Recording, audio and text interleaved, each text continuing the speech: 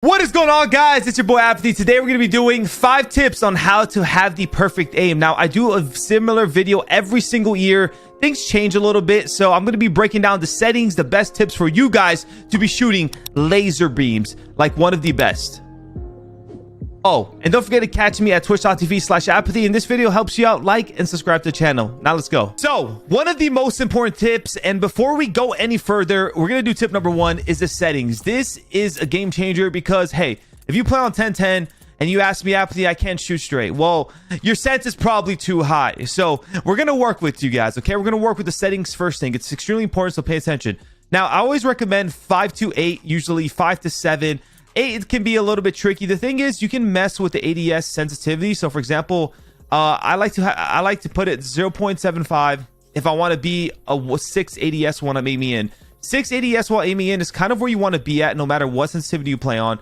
So if I play 661, that's meaning 6 ADS. If I play 8.75, that's 6 ADS aiming in. It's a good medium where it's not too slow, but it's not too fast. So you can still beam and you can still kind of track people if they're like hitting some crazy movements, slide canceling around the corner very fast. You can still kind of follow them. So 661 is my like favorite sense. Almost every pro player runs this sense because of how good it is. So you can only understand why. And there's reasons for that, which I'll go more in detail later in the video. But 661 is good. You can kind of mess around with 7, 8, but trust me, you can start off with 661, kind of like a base. If your sense is too high, maybe too low, it will take a little muscle memory and practice. And with these tips, I'm sure you'll get a hang of it. Next big thing is aim response curve type. We got dynamic. Now, dynamic is something pros and a lot of people have been using the past couple years. Dynamic is a little bit weird. It can be a little fast. It can be a little bit hard to get used to at first, especially if you're a standard player. Do not run linear. Run standard or dynamic, but I highly recommend dynamic. It will take a little bit getting used to, a lot of play time, and you know, just with some changes, you're gonna get used to it. And I think it's more beneficial. I really do. Like I said, most pro players use it because it's that good. So switch to dynamic if you can. And one of the biggest thing is the right stick dead zone. So this is the dead zone, obviously for your aiming stick. Usually some people have stick drift and they kind of have to put this high. If your stick drift, if you have to put this over a 10 and you still have stick drift, get a new controller, please, because it's gonna just hinder you. It's gonna hinder you a lot. You kind of want to stay around 4, 5, 6, 7. You know, if you got to go 8 or 9, like it is what it is. But usually you want to be around the default for this one, like 5, 6, 4 if you want to get a little bit looser on the stick. This is gonna help you have more precise shots. Like if you can test it yourself, if you put your dead zone pretty high and try to like hit some long range shots, you're gonna see like it's weird. You can't make those little small adjustments and it's gonna cost you. And just in case people ask me about this in the video or in the comments, target aim assist mode, I do have it on default. I have heard people do like Black Ops and it's actually pretty good, but we're gonna have this on default for this one. And now guys, for tip number 2, and this is a very important tip, therefore we're gonna start with this one next. It is, and the one of the most important things, it's centering. Now, centering is something I talk about in a lot of aiming tip videos and in my, you know, my streams, anything. I always talk about centering and how important it is because basically when you're centered on someone, you're already aiming at them. You're already, all you got to do essentially when you're centering on someone, you just got to snap. Now, centering does require some skill, and that is why I say play on a slower sense, because when you play on a slower sense, you're not whipping your sticks too much, you know? You can precisely always center kind of your slower sense. You can control the centering easier and a lot more consistent. So you can see I'm centering, kind of centering on my enemy, centering. And anytime I'm basically ready to kill them, you know, I'm basically ready to go. Now, I know some people struggle with centering, you know, maybe the centering is a little off. They're aiming a little bit to the floor, maybe a little too high. You always want to try to center in the middle of your screen and kind of just control that centering. You also want to center kind of where you're going or where you're anticipating your enemies. So you see my centering is in the middle of my screen. All I have to do is kind of like just snap on them. And you kind of want to, so if I think someone's about to be here, I'm going to center here, center here, center here. You can still slide cancel center as well. And then all you have to do is snap on them. Center there. And you can see my centering is so on point to the point where I really don't have to make much adjustments. I just aim in and shoot. Obviously, sometimes you will have to make some adjustments. And it also depends on the terrain. For example, this is another important tip when it comes to centering. So... oh, what are you doing here, buddy? So let's say I'm about to go down a ramp or a staircase. Like, I'm not going to keep centering like high, right? I'm going to adjust a little bit. And now I'm going to center and slightly center a little lower. I mean, that goes for anything, right? You're going to go down the stairs or up a stairs. I know this barn has like a staircase, so I can show you real quick. But let's say I'm gonna go here. I'm not gonna kind of be like this, right? If someone's here, by the time I aim up, he's gonna kill me if I'm centering that way. So you want to basically anticipate someone being there. You want to center high. You want to center like this. And then as you're going up, you're gonna start to slow her down, and you're gonna center down. And you're centering just, and then like I come out here, there's not gonna be an enemy out in the sky just flying like Superman, right? So now when I come here, now I'm gonna center down. I'm gonna center, and that's why centering is so important. And obviously, you guys know Call of Duty. You die very fast. Time to kill can be insanely quick. Sometimes the 1 millisecond is all it takes. And with centering, you're basically ready for that gunfight, and you have that 1 millisecond advantage almost every single time. So that is why you see some of the pro players hit some crazy shots. That's why you see like they're on point. You're like, holy shit, like he just snapped on him, or oh my god, like he won that crazy gunfight. And usually that has to do with centering. Like when you see some of those crazy gunfights that get won, their centering is just on point, and they're ready, super ready for that gunfight, and they're not getting caught off guard, and they're maybe catching the enemy off guard. So that is a huge thing. I know that was a mouthful, but hopefully I explained it pretty well. And that's something you just have to practice. Go around the map and kind of just center around, shoot bots if you want, kind of center. Just practice your centering. This is definitely it can be a little hard to really get good at it, but once you have it, it's kind of muscle memory, and you're gonna absolutely love it. But for tip number 3, we're going to be talking about recoil control. Now, I know Call of Duty is a little bit weird when it comes to recoil control. There are, I would say, about 2 factors with that. So real quickly, in any game or in any shooting game, there's obviously horizontal and vertical recoil control. So you can actually check the stats in the classes when you press R2 on the guns, but I currently can't do that in game. And you want to basically try to always lower the horizontal recoil and just make guns have vertical recoil, because the vertical recoil control is the easiest one to control, because usually all you have to do is pull down. If you have to pull down and side to side, like it's gonna get very weird, and it's very difficult to do that, especially on controller. So basically what you want to do is you want to kind of always first of all try to lower the horizontal and make sure your gun has more vertical, if anything, than horizontal. And then the next thing is you want to kind of find out the recoil of a gun. Now, a lot of the guns are going to be more vertical, so a lot of guns are kind of shoot up. So basically what you want to do is you kind of just want to hold down and kind of keep it very steady in that one place. You want to kind of hold down. You can see like I'm kind of shooting pretty straight, like at that dot. Like you can't really see the dot, but I'm shooting very straight at the same spot, and that's all I'm doing, just vertical recoil. So I'm not like pushing down, I'm just slightly adjusting to it and just like pushing it down as I'm shooting at people. And this takes a little bit of practice, but once you get used to it, like you can see I'm not missing, I'm beaming pretty well. And it's just practice and like understanding how much you have to pull down. Every gun can be a little different, and that's something I recommend. A huge tip real quick. So go to settings, go to graphics, go to quality, and if you really want to see the recoil pattern and kind of how the gun is shooting on top of you, make sure bullet impact and sprays are on. I recommend this off, but this is really good to have on just for that reason.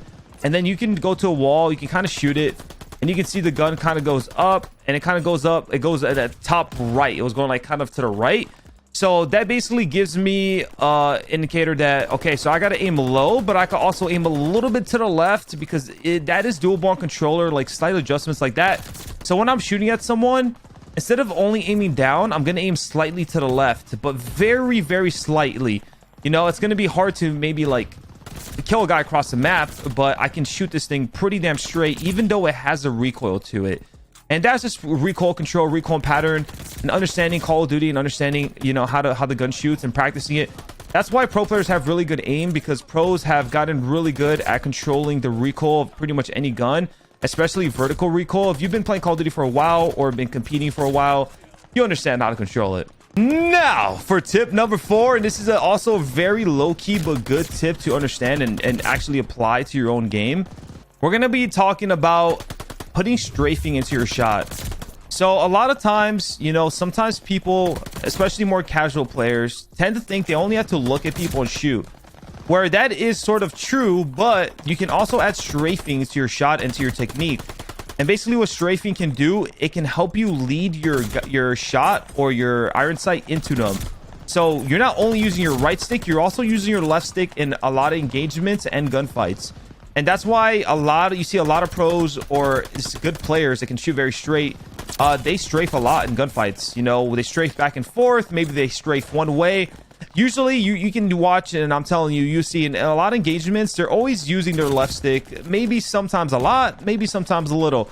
Some gunfights you need it a lot, some gunfights you don't. But like anytime I'm shooting someone, I'm literally using my left stick as well. And sometimes I'll make a slight adjustment, and sometimes I'll just hit a hard strafe, especially depending on how far the gunfight is. Usually longer range gunfights, it's easier for me to lead my shot into the person versus me trying to beam them from like super far. If I can use both sticks, left and right stick, a lot of the times it's going to allow me to really hit those long range shots more accurately. So this is another thing that might be a little weird at first, but all you have to do is just when you're shooting at people and using your right stick, just use your left stick too. Like kind of move around with it, strafe a little bit. And it's not that hard to get used to. It will be hard to really apply it all the time and like maybe help you hit your shots. But you know, just a lot of these tips and a lot of things is, especially if you don't do them much, it's more about just getting your feet in the water and kind of understanding the concept, applying it, working on it. And with time, you're going to understand it more. You're going to start getting really good at it, and you're going to keep doing it and applying it. But every single gunfight, I like to strafe and use my strafing basically to shoot people. Like, not only will it help you hit better shots, but it can potentially make them miss shots because of the strafe, which every gun has different strafe speed. Obviously, that's another factor. But strafing is very good to have and do. And tip number 5, one of my favorite tips, because there is no shortcut into having a really good aim. And obviously all the tips I told you will help you a ton, and I'm pointing you at the very best direction possible. But one of the biggest tips is just grind time and play time. So we always talk about grind hard, but also grind smart. Well, I'm giving you guys a lot of the smart parts, and you're, you know, watching this video, you're doing the smart part. You know, you just got to apply what I'm telling you, fix your things a bit. And now it's grinding hard. And like one of the best times where my shot is honestly the best, and when I got really good at Call of Duty, was the insane amount of time I was putting into Call of Duty and really just mastering the recoil, mastering the playing time, and you know, just the game itself, and just getting really good at shooting straight and just shooting a lot better. And I was able to get there and accomplish that with playtime. So make sure you're playing a lot. There's no shortcut to it. It's gonna take time. If you listen to all the stuff I told you, you're gonna and understand them, you can improve a lot faster than some people. But it's gonna take time. You gotta play, but there's more to it. So let's say you're struggling with aim. There's always something you can do. You can always, first of all, you can start up a free-for-all. Play against bots. You can put them on recruit, and basically all you really want to do is run around and just practice your shot. You know, even if you're struggling a little bit, if you do this every day or like every other day and just apply it to your schedule or your, you know, your routine, you're gonna get a lot better with just shooting straighter and just kind of like aiming at people. So this is a good way to do it. You can play pubs, you can play anything that honestly has playtime. But I'll give you guys a really good lobby to do to kind of help you shoot at someone for a longer amount of time. But for the main reason why it's also really good, the playtime in itself, is like when it comes to shooting people, anticipation and centering is like very important. So if I have an idea where people are going to be in certain times of the map, or like if I know there's a head glitch right here, let's say I know this exact head glitch. If I fight this the first time, you know, I might lose it. I'll be like, damn, that's a good head glitch, right? I'll be like, okay, I killed that guy. But I'll be like, damn, that's a good head glitch, right? I do it again. I slide cancel out. Damn, he killed me, but I almost killed him. I do it the third time, perfectly centered. Bang! Pop him off the heady. And then he's like, damn, that guy's nasty. And it just, all it was just like muscle memory, playtime, trial and error. And yeah, my shot got really good. But in order to encounter some of those gunfights and like win those engagements, it's just playtime. It's just grind time, baby. V2 rocket, shall I call it? I think so. Let's do this. So very quickly before we end this video, you can start this lobby and just play for 10-15 minutes. It doesn't have to be anything crazy, but just getting those reps in, just shooting at people a lot and frequently is going to help you, especially if you struggle with your aim.